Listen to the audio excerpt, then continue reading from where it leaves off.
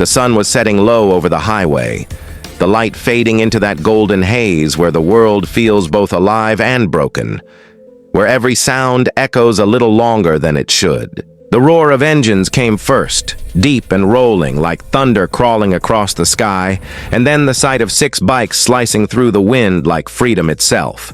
They weren't outlaws. They were guardians of something the world had forgotten: respect, compassion, the quiet courage to stand where others looked away. Their leader was Reed Callahan, the same man whose name once echoed online after that viral moment outside the police station. But tonight, Reed wasn't thinking about fame or forgiveness. He was thinking about Frank, the old man they had saved. The one who'd taught them that kindness can change a nation faster than violence ever could. Frank had passed away a week ago, alone but not forgotten. And Reed was riding to keep a promise, to make sure no man would ever be invisible again. The road took them to a small town where lights flickered like dying fireflies, and the air carried the smell of gasoline and grief. In the corner of a rundown diner sat a young woman, her uniform stained, her eyes red from crying. Her name was Lily, and though Reed didn't know her yet, her story was about to ignite something that would make the world listen again. She'd just been fired after standing up for a homeless veteran who came in asking for food. The owner, a thick man with a gold watch and no patience, had shouted, humiliated her, and thrown the old veteran out into the cold. Reed parked his bike outside, the rumble fading as silence filled the diner.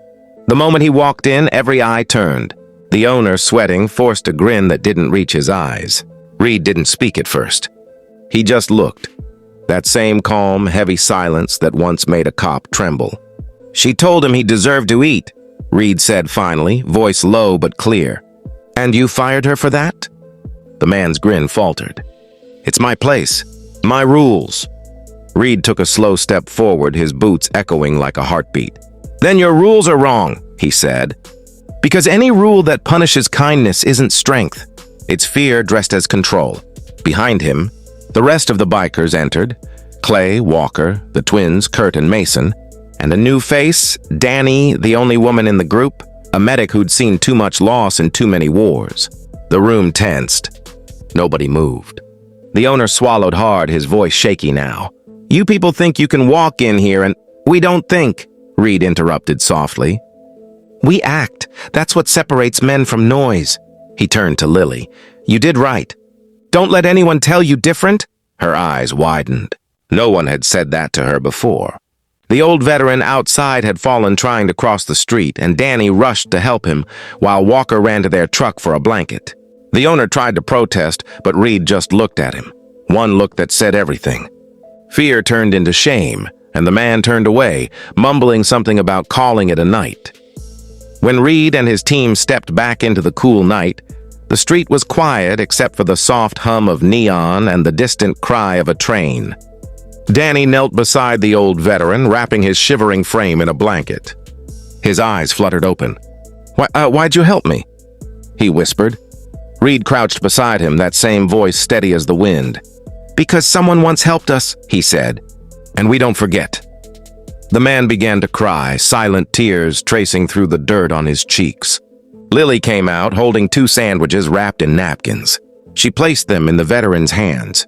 "Eat," she said softly. "You're safe now." The moment hung in the air, fragile and infinite.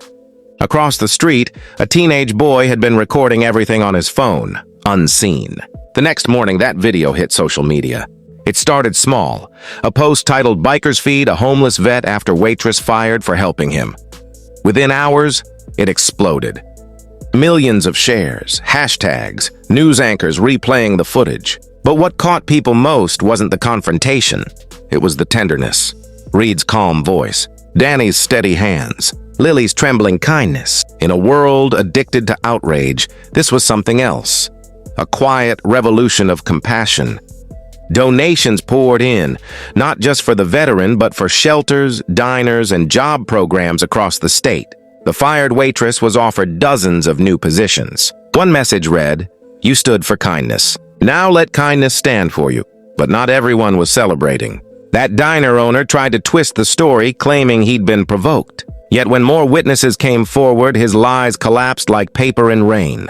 The city's mayor reached out to Reed personally, inviting his group, now known nationwide as the Guardians, to speak at a community event about respect and reform.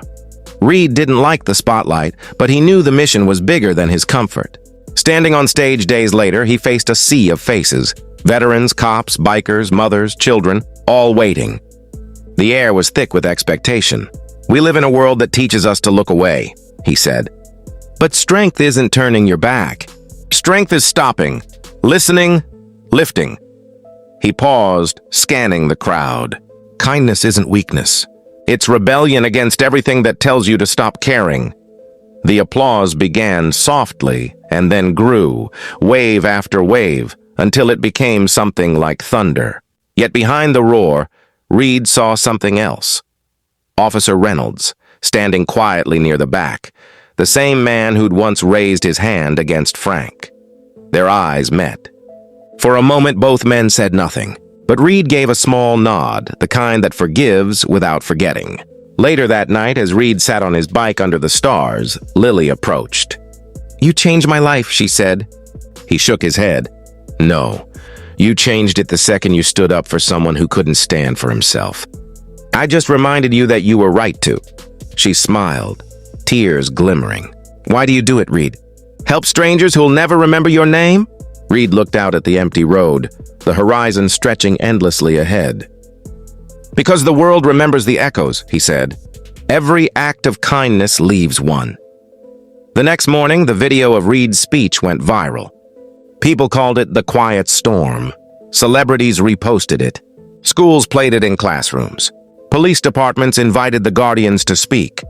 And somewhere in that wave of change, someone built a small memorial for Frank, a bronze bench under a street lamp, engraved with the words, "Kindness is power."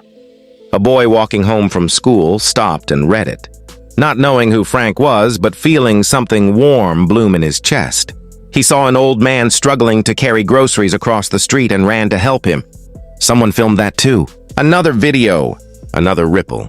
"The world doesn't change in headlines," Reed once said. "It changes in hands reaching out when no one's watching." And somewhere on an open road, the 6 bikes rode again, engines rumbling like a promise, carrying the legacy of a slap that became a symbol, of a man named Frank who taught the world to look again, and of a brotherhood that proved real strength is not in fear, but in love that refuses to die. If this story touched your heart, share it, because kindness, when passed on, becomes unstoppable.